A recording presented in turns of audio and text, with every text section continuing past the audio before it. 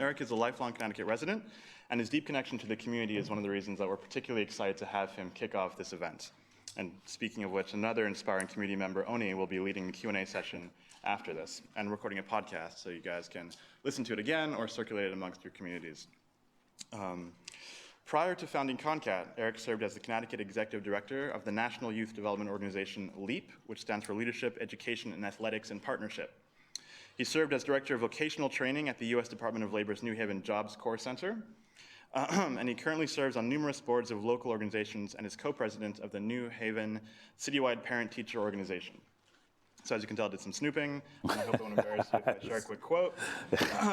When asked to explain his core values in an interview, Erik said that he's really about absolute integrity, an absolute belief that everyone has the potential to be great, and that compassion for all, and a belief that with a vision and hard work, everyone is capable of transforming their lives no matter the situation.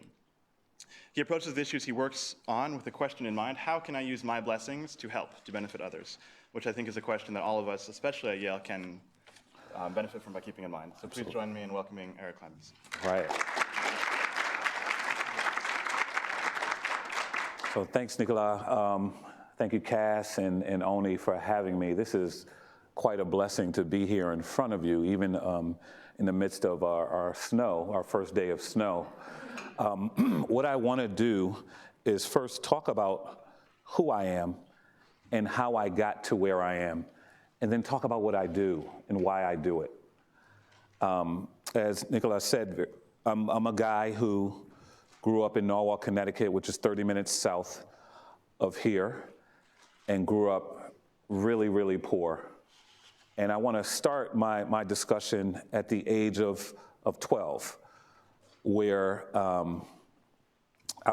got really, really sick and was put in the hospital. And I was in the hospital for 3 weeks with spinal meningitis. I turned 13 in the hospital, and I recall laying in the hospital bed with my mom in the corner of the room, sitting in the chair, crying, and this tall guy, this tall priest came in the room. And I don't know if he was tall because I was laying down and I was 13 or whatever, but he was a very tall white guy. And he started praying over me and kind of gave me last rites, although I didn't know it was last rites, because I was dying. And I looked at my mother, and the one thing I thought about was, I didn't even think about dying, I just realized that my father hadn't come see me. And of course I didn't die, right? And when I got home, I walked into my parents' bedroom, and there lay my father. And for the next year or so, he did not come out of that room. And he began to talk to himself or talk to an imaginary person. And for that year, no one said anything. I had a younger brother who I'll talk about, and I have an older sister, a year older than me. And for a year, we just listened to our father sit in a room, not go to work, not come out and talk to this person who there was no one in the room. After about a year, my parents divorced, and myself, my sister, and my brother, and my mom found ourselves in a 25 by 25 room. That's where we lived, in Stamford, Connecticut. And there was a small bed that my mother and my younger brother slept on. There was a little couch that my sister slept on, and I slept on a recliner. And we shared a bathroom and a bedroom. We shared a bathroom and a kitchen with other folks who lived on that floor in their particular room. This was my existence now at 14 years old. And I was an athlete, and I had a little job that my coach got me, where at that time, back in that economy, you could get a job bagging groceries. And I would bag groceries at the Grade A Market in Stamford. And I made a little money, and I would take the train back to Norwalk from Stamford, because in Norwalk, that's where my friends were. And I didn't want to go back to that room. So I found ways creatively not to be in that room that we lived in. And this one particular day, and this is really important, it changed my life. This one particular day, I took the 440 train from Stanford to Norwalk. It's about an 8-minute ride. And I walked through the cars, and I saw this man who was sitting in the seat. He had a gray suit on, like a plaid suit, with yellowish and blue socks. He had gray on his temples, and I was just struck by him. And I projected, right, because, you know, as I think critically about it now, right, he was a father archetype for me, because I still had no idea where my father was. And I looked at that man and I projected his life as I saw it. And I said to myself, I recall, wow, his son must be really lucky to have a father like that. I don't even know if the man had a son or not. But I knew at 14 years old that I was in trouble. Like my life was, I was very vulnerable and I was potential trouble. And what I decided to do was I would take the 440 train every Wednesday. It was a Wednesday. And I would look for this guy. Every Wednesday, 440, I get on a train, I walk through the cars until I found him. He was always there. And I would position myself in a way where I could listen to what he talked about, listen how he talked about it, looked at what he read, looked at how he folded his papers, how he crossed his legs, how he slept in the chair. And I made mental notes of that because that's who I wanted to be when I grew up. And I did this for about 7 months. 440 Wednesday. As I entered high school, we were very poor, as I stated. And because of that, we always had to move because we always got evicted out of where we lived. And consequently, I had to go to 4 different high schools every year of high school. So I was never rooted in any community while in high school or either any friendship. I had 2 best friends who are still my best friends.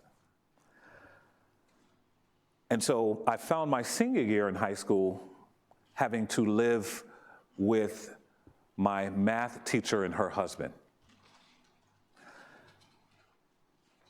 And as I went through high school, I graduated, was ill-prepared for college.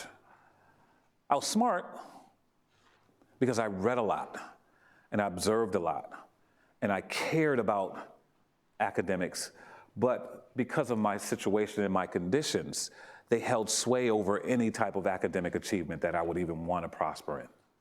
Didn't matter to me to be smart or go to college because I just wanted to survive. I wanted to eat. And so graduated high school, ill-prepared to go to college, found jobs here and there, and in 1988, I ended up at the post office in Stamford, Connecticut, and I started a career at the post office. That same year, June of '88, my brother was shot and killed, standing right next to me. And I picked him up and I put him in my car and we drove to the hospital.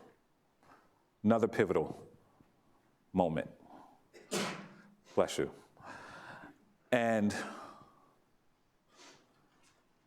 as I worked at the post office, around my 12th year, I met a beautiful woman who is now my wife, and we had children. We have 4 daughters. And around my 12th year at the post office, I started thinking about what has my contribution been to humanity? What have I done outside of working, making a little, making all right money, had a noble, honorable job, living an honorable life, but really had never done anything for people.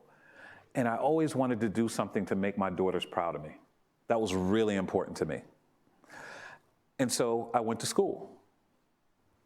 And I enrolled in Southern Connecticut State University, and at the time, We had just moved to New Haven. I grew up in Norwalk. We lived in Bridgeport, and we bought a house in Westville. We were able to buy a home in Westville. And I enrolled in school. And I went to school full time after work. And I would work during the day, come home, pick my girls up from school, bring them to dance school or wherever it is that I had to bring them, and I would go to class. And I majored in sociology because I needed to major in something that I thought I would like. I had no idea what sociology was, but it sounded like I would like it, right? And if I didn't like it, I knew I wouldn't stay in school. So I majored in something that I thought I would like to have longevity in school. And I did that for 4 years. I would have to go to the post office at 6 o'clock in the morning. I get out at 2:30 in the afternoon. I wrote my papers and studied up until 3:30. 3:30 in the morning was my limit, and I would get like 2 hours of sleep just to get to work at 6 o'clock in Stanford. I did that for 4 years. And my advisor said to me, you know, I know my dream was to teach. I wanted to teach young black boys who were dealing with the same conditions that I was able to overcome. That was still my dream. And so my advisor, Dr. Shirley Jackson, said to me, Eric, I know that you want to work with young boys and you want to teach, and I think it would be good for you to do your internship at this place called LEAP. Never even heard of LEAP. And so I went to LEAP. My days off were Monday and Tuesday at the post office. I work weekends. So I went to LEAP on my days off, worked in the office and went and got pizza and sandwiches, whatever the staff wanted, I would do. I was like the gopher and the guy who did after school programs or put up bookshelves. Whatever it is that they asked me to do, that's what I would do as I wrote my thesis about LEAP. I did that from September of 2003 till May of 2004 when I graduated, and had the most incredible time there. I graduated with a degree in sociology, kind of figured out I was kind of smart, had some unconscious competences that, you know, I'm sure y'all know that term, and wanted to go to graduate school. But what I did was once I graduated, I quit my job, which is a perfect segue because my wife just walked in. I quit my job and pursued my dream of teaching African-American kids, especially boys, who were dealing with the same conditions I was able to overcome. I was making no money. And at the same time that happened, we took a trip. We went on vacation to Clearwater, Florida. And we're on vacation with my wife's sister and her family. And I called my mom and told her that we were in Clearwater, Florida. My mom said, you know, your father and his family, he may have family in Clearwater. And she said he had a sister named Edith who may be there. And my wife and I decided to look in the phone books and call folks in that area who had the same last name as me. And for about 2 or 3 days, that's what we consumed our vacation. And this one particular night, we had said, all right, we're not going to do it anymore. Folks called back, though. And we took the girls out to dinner in Clearwater, downtown. And they were sitting on the bench, and this woman came out of the restaurant. And she started talking with my daughters, who my oldest daughter is right there, girl. And I looked at her, I said, you know, I'm from Connecticut, and I heard I have family here. And I wanted to know if you knew a woman named Edith Clemmons, because I heard that I have an aunt who lives here. And she said she had never heard of Edith, but her husband, who is from that town, who knows everybody, may know your aunt. So her husband came out of the restaurant. I gave him the same story. And he said, I know your aunt. I know your aunt. She has a tall son. He asked me. I said, I have no idea. She said, yeah, she has a tall son.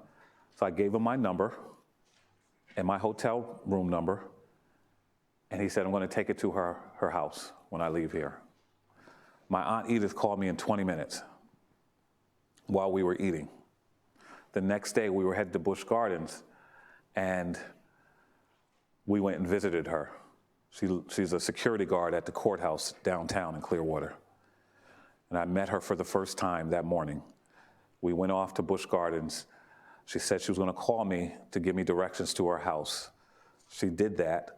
We left Busch Gardens, and she conspired to get all my cousins, my aunts and uncles, people I've never heard of, to her house by the time my family and I got there. And I tell this story because it was a pivotal moment for me, because from the time that my dad started talking to himself to that moment, I had no idea where he was or what happened to him, because no one talked about it. And so when we got to my aunt's house, there was a lot of people there, and I can't even remember. My wife tells me what was happening at the time when we got out the car. But in that moment, I saw my father. I hadn't seen him since I was 14 years old. I was now 38. And I recognized him. He was much shorter, very old and gray, and incredibly disheveled. And he was coming to see what was going on because there was a lot of commotion.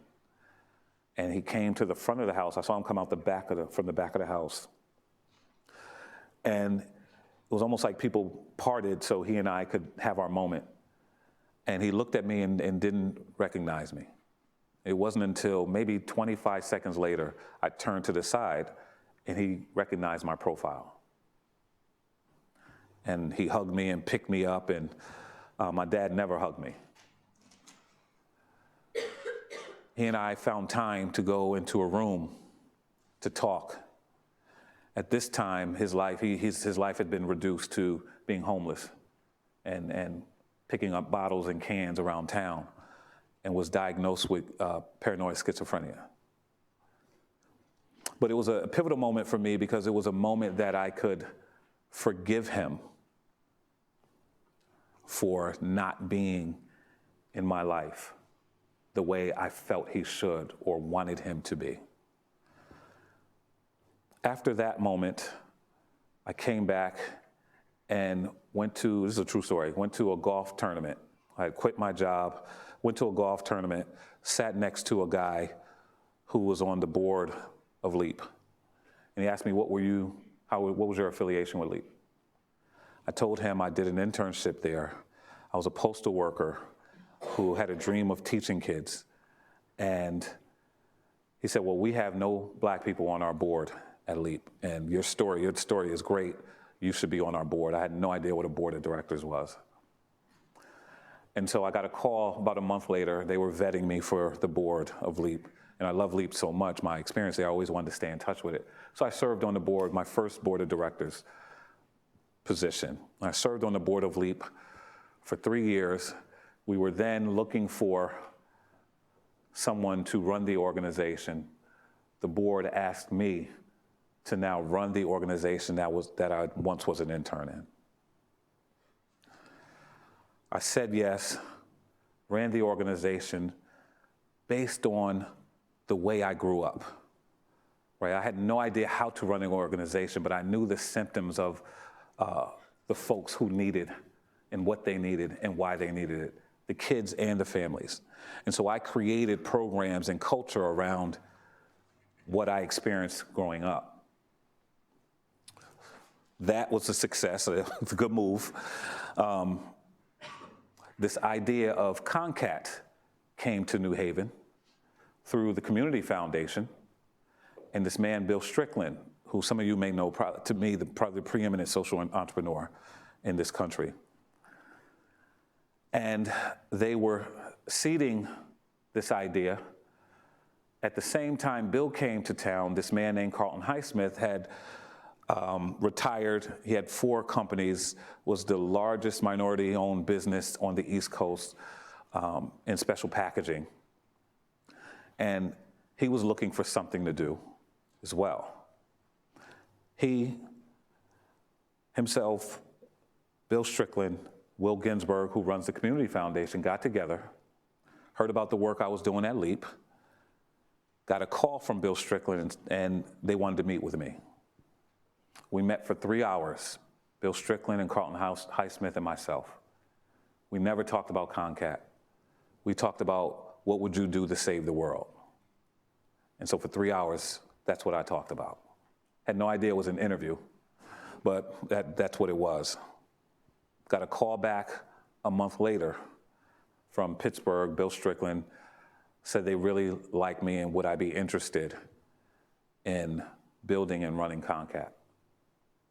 And so June 2011, I began to build ConnCAT, while at the same time, well, before that, there was an advisory group of folks who some of them are now board members, folks from United Illuminating, Shelley Szynski, Paul McCraven, who was at First Niagara Bank, Will Ginsburg, as I mentioned, a host of other people on this committee, Bill Graustein as well, raising money.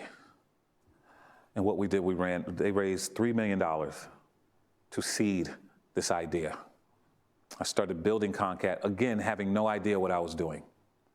I was telling Nikolai and Oni earlier that in building ConnCAT, with working with construction folks and attorneys and architects, all these people, and talking this language, I had no idea what they were talking about. For a year, I had to be totally incompetent to get to what I know how to do, is that's run an organization. But I was willing to do that because I knew why I was doing it. And so 2012, ConnCAT officially opened. And what we do is market relevant job training for folks who are unemployed, underemployed. We do arts after school programming for kids who have been identified as underachieving. But even importantly, we believe in the idea of transformation. That people, if given the opportunity, if given the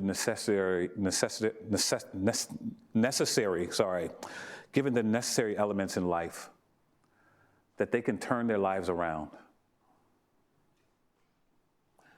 And so we do that through the advent and vehicle of job training and arts. But it's more about how do we get people to believe that there are possibilities beyond the conditions that they see. And so I tell you my life story because it connects so tightly with what I do for a living, because the people who come to the organization that I was blessed to be able to build are people who are dealing with the same issues I was dealing with, from childhood to adulthood. And so that's really my story. Another powerful thing that we do, and I know we'll pick up on it later, is we were able to build a culinary academy. Because I was looking at what we do for adults in the medical field, and it just wasn't enough. It didn't appeal to Black men especially, and it didn't allow us to address the reentry population. And so as I was looking at the data of 2 years, we were heavily populated by women, almost 95%, and women of color. The men who came into ConnCAT for services in job training, 98% were Black men, and 100% did not last a month. And so I was starting to think, like, what was going on. What could we do to address, one, the reentry population, two, the needs of men of color, especially. And so we thought about auto mechanics and culinary, both heavily populated by men for whatever reason. And second, both allow for folks who have been incarcerated to find gainful employment. And we chose culinary. We did a year feasibility study with actually a student from here, Neela Powell. And we looked at other organizations that were doing culinary arts. And so we were able to raise enough money. We raised $3 million in 4 months. $3 million in 4 months. And we raised it, one, because of relationships, two, because what we had built earlier worked. And we built a culinary academy, but we also built a restaurant as well. And the restaurant will open in about 2 months. And the restaurant will have 3 business lines: catering, events, and retail. The food that we make, that our students make, we will sell to the public. The revenue from our restaurant goes back into the academy to support the academy. So it's a line of cash to support folks who are in training. I'm super excited about that because it demonstrates an ability to build capacity for an organization. We've done this in 4.5 years. We've only been around for 4.5 years. The one thing I'm proud of a lot of things, but I'm really proud of this, that everyone that works at ConnCAT, other than our chef instructors, were people who were once unemployed. When opening ConnCAT in 2012, to this point now, anyone that we interviewed to work on staff did not have a job. That was really important to me. And we ran a risk. I went to my board chair, I said, unemployment is high, and it's still high. We're trying to put a dent in unemployment. I think 2 things. One, I want to hire people who don't have a job because they'll understand and be empathetic to the sting of unemployment. They'll understand the symptoms of the people who are coming here who have been marginalized, unemployed, underemployed, and living in poverty. 2, I think if we are creating a new entity as we have, then we need to create new jobs for it. And so 95% of my staff are folks who were most recently unemployed. And I'm extremely proud of that because that's about walking the talk. I think that's it. Yeah. Yes.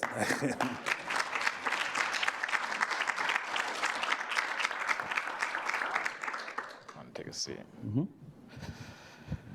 Whew, sheesh. Thank you so much for such an inspiring story. Thank you. I know that a couple weeks ago, Cass and I were able to go to ConnCAT and see firsthand exactly what you're building there. And one thing I was so passionate about when I saw you and I walked around was the little things, the interaction with your staff, And I think one thing that really spoke to me when you were first developing or when you're up here talking, you said that you want to build a culture that it seemed like you always wanted to be a part of. Mm-hmm. And that you always wanted to see because you know firsthand what the individuals who you serve go through on a day-to-day basis. So on the managerial level, when you're thinking about culture, can you speak to some of those little things that you implement on a day-to-day basis to build out the larger culture of ConnCAT? Yeah, great question. So culture is everything. I think culture drives everything. A couple of things that I did mention is when you come to ConnCAT, we believe that the design of a space is super important, especially for folks who've been marginalized. And so we were very intentional about how we designed the space. Open space, art on the wall, bright colors, natural light, fresh flowers, jazz being piped. Those, we believe, are ingredients to transformation, especially for folks who have been living in poverty. We did not want to build something that looked like a poverty program.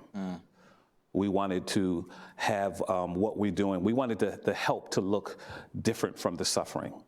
And so that's a big culture piece for us, how the place looks. Secondly, I think, every day I come to work, every single day, I walk to everyone's office, either shake their hand, give them a hug, say hello, or what have you. That's important to me, that they know I'm here and I'm present. Secondly, I wanted folks who had been unemployed and understood what poverty was about to be empathetic to those who would be coming to ConnCAT for help. And if they were not empathetic or providing service that gives dignity to that person who's coming, then they can't work at ConnCAT. And I'm very adamant about that. But I think what's important is that people who come to work where we are in the culture we created is really about providing dignity, not just for the people who are there, but for the people who work there. That's super, super important. And I made it my business, and I have no problem doing this, to render myself vulnerable at any time. At any time, you will know I have no idea what I'm doing if I don't know, right? And I believe in failure. I think failure is fine. I believe that you fail early and you fail often, early. You can't keep failing, right? Yeah. But I'm okay with that. I'm okay with not saying I don't know, and I'm okay with being vulnerable and talking about things that may be uncomfortable. I believe that impact is made in the mess. I don't think things that are tightly bowed, I don't think that's real at all. Not if you're dealing in the ugly. I just don't believe that. If you're dealing with people who have been suffering and been marginalized and living in poverty, there's a beautiful outcome to it. But there are moments where you are in the swamp, and you have to get in the swamp with them. And that's really what drives our culture. And thinking about, I think, how the culture relates to programming, I think, again, you have the mentality of doing what the people need, not necessarily what your funders want, and saying, we have phlebotomy program, right? We have a culinary program, we have arts programs. How do you go about understanding the true intention and the true need of your community? Great question. So at all times, we do an acid test about what's relevant in the market, right? We have phlebotomy and medical billing and coding. And we design those programs because we talk with Yale New Haven Hospital, who is the largest employer in New Haven, and they identified those two trainings as a need for their employment ranks. And so we design trainings based on that intelligence. We met with each school in the district and talked to them about how do we use arts as a vehicle for academic achievement? And who are those kids who have no interest in art, but need, they're not DF students and they're not A students, but they can easily be either one very quickly. And we talk to them about that profile of kid, and we design arts programs based on that information. And again, culinary, right? We looked at what we were doing wrong, and how can we correct that and add capacity at the same time. And so it's really about always knowing what's relevant in the market, what's in the landscape, right? And if we saturate the market with phlebotomists and medical coders, then we need to pivot and do something else. What's beautiful, I think, about the model, Bill Strickland's model, is it's easy to pivot, right? If you're successful. Yeah. So I think one last question before I open it up, open the floor. When you're thinking about, it's been 4.5 years so far, right? What does the next 5 to 10 look like for ConnCAT? Like when that initial conversation, when you said, when you're asked, how do you save the world, right? How do you help the world? And I feel like ConnCAT's your vehicle to do that. How do you think the next 5 to 10 years you'll lend the resources that you have through ConnCAT to that bigger goal? Wow. At first, I think I'm struggling with getting my arms around the success and trajectory of ConnCAT, to be honest with you. I'll be totally open with you. It has been a success that I had not bargained for and I was not ready for. I knew it would be successful. I didn't know it would be successful so quickly. as I think about what we're doing now and what folks need, early childhood comes to mind. I want to demonstrate a level of care and a continuum of care from childhood, infant to adult. I think the mothers especially need adequate and affordable childcare that they're not seeing, especially in the communities that we serve.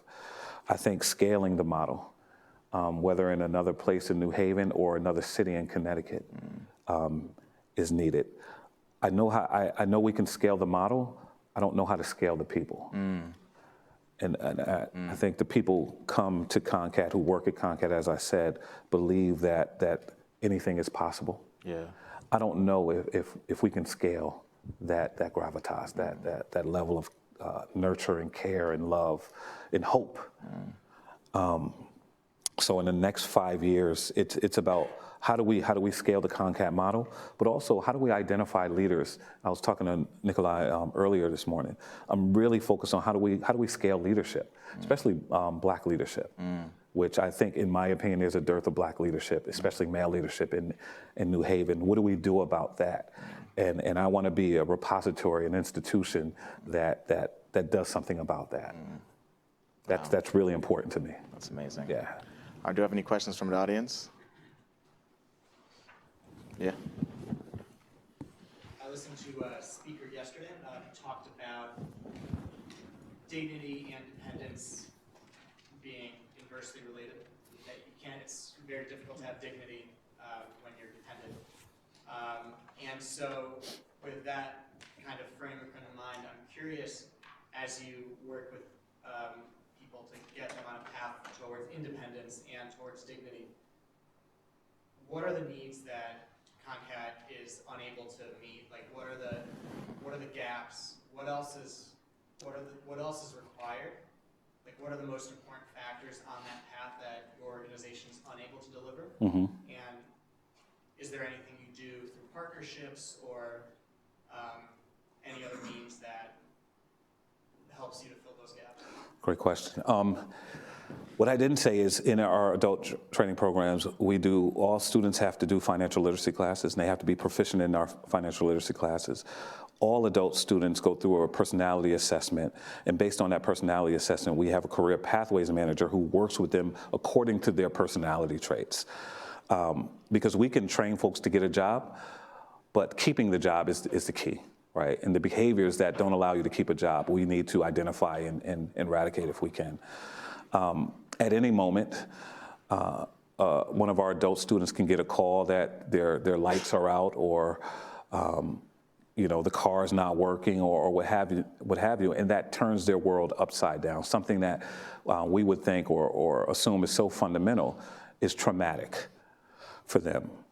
And so the hardest part about what we do is not the advent of the job training that we provide, but is getting people to believe that they deserve something better than what they have, right? That they've been so inoculated by trauma and so marginalized by the world that is around them and the language that is around them, right? That affirms the world, that getting them to believe that they deserve greater and better than what they have is the hardest part.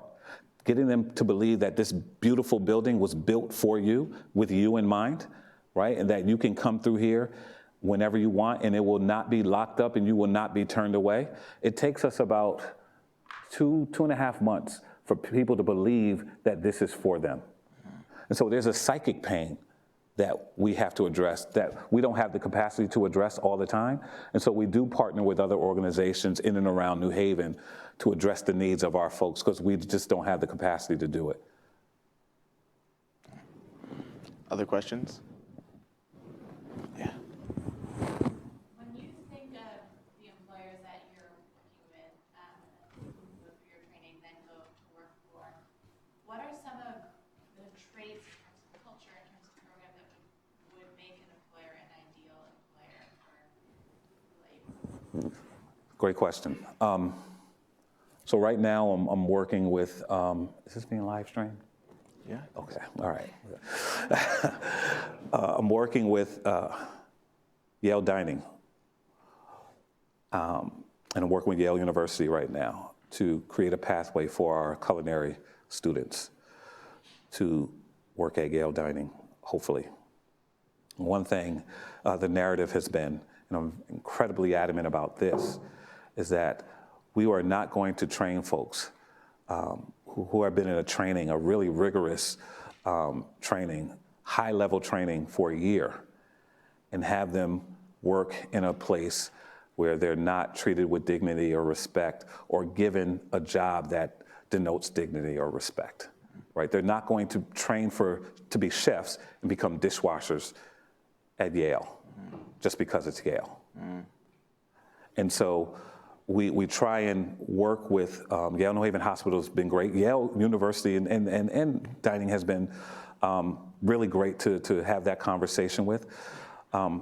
They're great because we share the same values. They believe in our mission and our vision. They were there at the table from day one. Marna Borgstrom, who's a great champion of ConnCAT. And so we look at that. We just don't send folks to any place and say that we place them in jobs, right? The place has to share the same core values that we have and we espouse. That's really, really important. Because we want those people to stay and stay gainfully employed.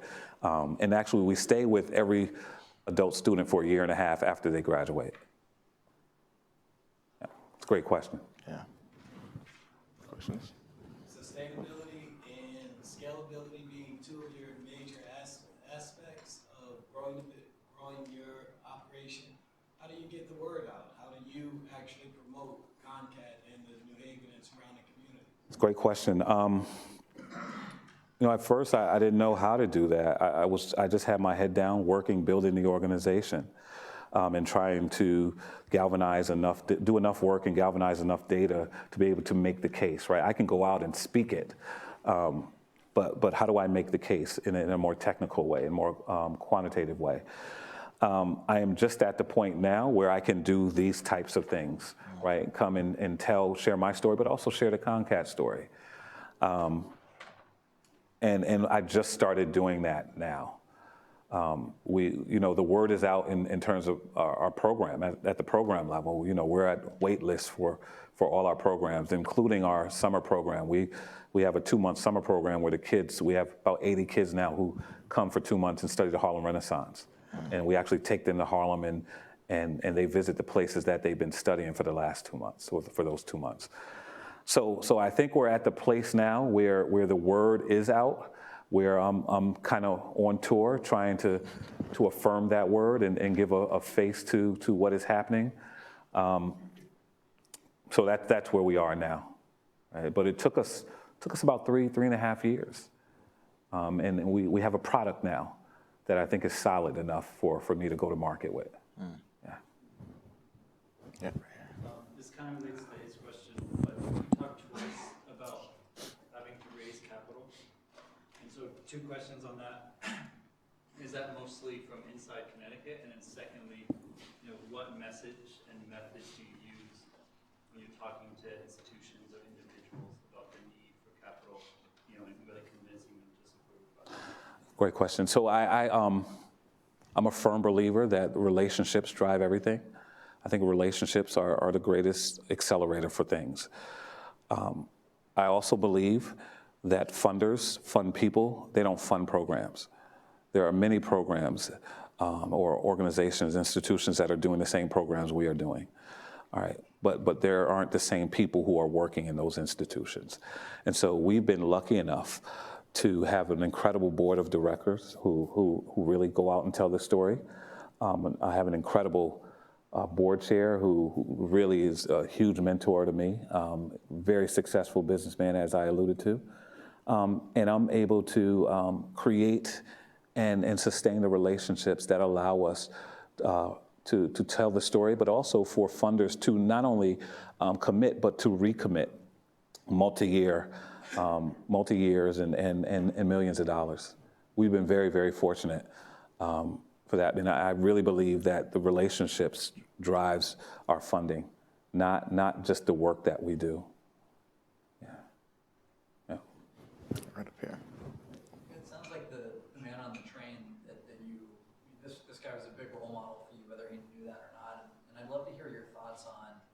providing role models for people, and at what age and stage you see the most impact on that Mm-hmm. versus actually providing the training and the skills to become that role model? Yeah, I start with that story because I become the man on the train.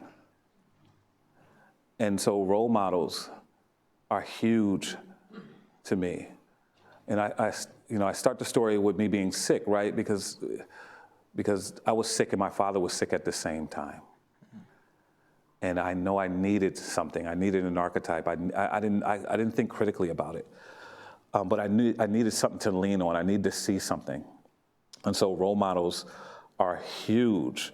It's very easy to tell someone what they need to do, but I think it's more important to show them what it looks like. And so I readily, as I talk about vulnerability, I readily share my story with anyone, especially those who look like me or who are dealing with the conditions I was able to overcome, because they need to see something as I needed to see something, right? And they needed to have something to reach for. And so I lend myself vulnerable to that idea each and every time I can. It takes up a lot of my time. You ask my wife that, it really does. But I think the visual of something is very, very powerful, much more than the word of something. Yeah. Yeah. Is there a question over here? Yeah. Hey, this sister. First of all, I want to commend you. Thank you. For the work that you do. I see it every day. Yeah. And we're so proud of you. Thank you. And raised in Louisville. Yeah. But I'm most proudest of you because you speak to the infant aspect of it. Because when people can better serve their children, better raise or rear their children, that piece of dignity is a piece that is just like the wow factor that people cannot even speak to. They cannot even imagine unless they're going through. The work that you're doing is generational work. Mm-hmm. You know, we speak to that a lot. If you can speak to what you think your impact is going to be generationally down the line, maybe you can give us some insight to that. Yeah, so that's Kim Harris, who is a huge community champion in New Hallville, who runs a daycare and has been running for how many years, Kim? Well, my auntie started it almost 50 years ago. Yeah, 50 years, and Blessed and honored. yeah, thank you. So I think that's why early childhood is really important to me, right? Because it demonstrates a multi-generational approach. I also think that, and I didn't mention this, but it's huge in the work that I do, and it's huge for me, this idea of courage.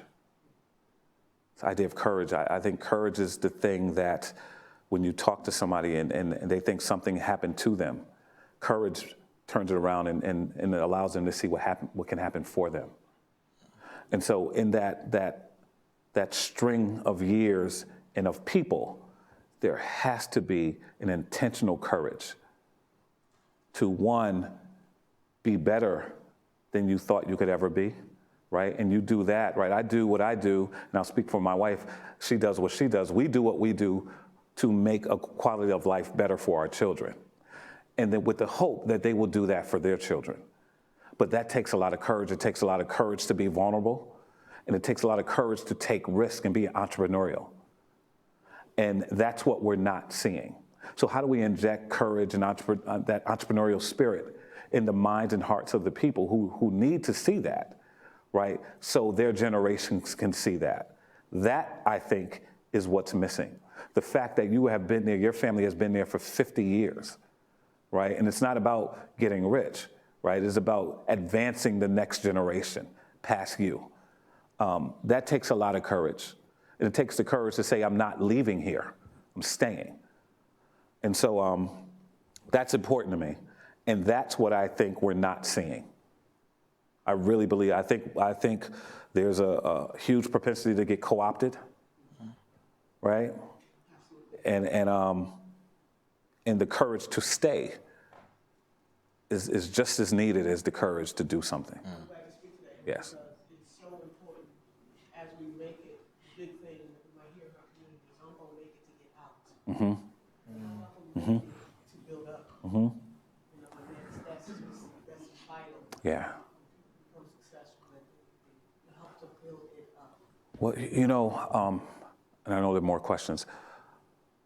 My success is wrought from a fear, right? That my wife, my children invested in me, they're watching me. There are people who invested in me and saw things in me that I didn't see in myself. And so I became successful because I was scared not to be.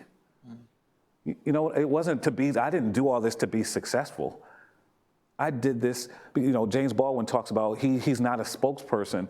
He was just somebody who came to bear witness, right? And that's how I see myself. And this has happened for me. It's happened to me, right? But that wasn't the outcome for me. It was, as I mentioned, it was really to make my kids and my wife proud of me. I just wanted a college degree. That's all I wanted. I had no intention on leaving my job.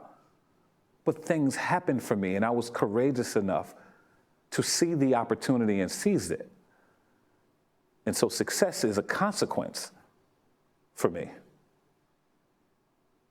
Yeah. Other questions? Yeah, going over here. I hadn't heard of ConnCAT until September, and then I heard of it from like 8 different people. Really exciting. Like, oh my gosh, and one of the things that occurred to me is that right after I heard about it, I got a flyer in the mail at my house in New Haven, and it's striking me that this is really exciting. And as a member, as a citizen in New Haven, I'm super excited about this to be on the map here. And as a citizen of New Haven, I would love for you to speak to how we can support you, and sort of not me as a Yale employee, but me as a member of this community. What is it that would help ConnCAT, obviously other than me sending you a check? Yeah. What is it? And it just occurs to me, there's talk about role models and talk about supporting kids and talk about, shared parent-teacher, and is there a mentoring program maybe? Are there other ways to get involved and make this a citywide initiative that is really supportive of these people as they emerge into the workplace? Yeah, that's a great point. So, what's really interesting and ironic is, I'm an education fellow at the Aspen Institute, right? And people have heard of ConnCAT all over the country, but they have not heard about it here. And so I don't know what to do about that. I would love anyone who and somebody talked about getting the word out, right? I would love to hear from anyone if you have some ideas to do it, because it's become a national thing now, but it hasn't become local. It's just started turning to be a local phenomenon, I would say. That's not even a stretch. I think visiting, right? It's very hard to talk about ConnCAT without you coming to see it. It's really something to see. As Oni said, the interactions between staff and student, staff and staff, student and student. So I think if you came there, it would inspire you to say, I will do this, as opposed to ask what I can do. Is that fair? That is totally fair. Yeah, I think, and I will, I think Oni, they have my information. I don't have any cards on me. I think a visit, you'll be inspired to action. Yeah. All right. Cool. We're on that end. Eric, thank you so much. Okay, I'm sorry. One more? Okay. I was just going to say that one of the ways it seems like everyone could be involved is through ordering food through you. Yes. Oh, yeah. Yes. So maybe tell us a little bit about how we would be able to I do will that. definitely tell you about that. So our catering line is the one line that we have open. And I can give you all the email to our director of culinary, and we also have someone who manages our catering in-house, and that would be great. That's a great idea. Thank you for that. Yeah. Could you also opportunities to go for lunch, right? There are. So what we did was, in order for us to test our menu, we invited the community to come for lunch. I think it was Wednesday, Thursdays, and Fridays. And it was free lunch. All we did was ask for a donation that would pay for our students to take their national exam. Every program we have, every adult program we have is nationally accredited. And so we'll be starting that up again because we just had a new cohort of trainees start a month ago. Our first cohort are finished and are out and about on their externships. And I failed to mention that every adult student goes and receives an externship. We are about 72% job placement rate. So 72% of the folks who go through the program are placed in jobs. Thank you, Cass. And we can share that information too this evening. Cool. Yep. Well, Eric, thank you so much for your Thank you. time. Guys, Thank you, brother. more for Eric. Oh, man. Thank you all.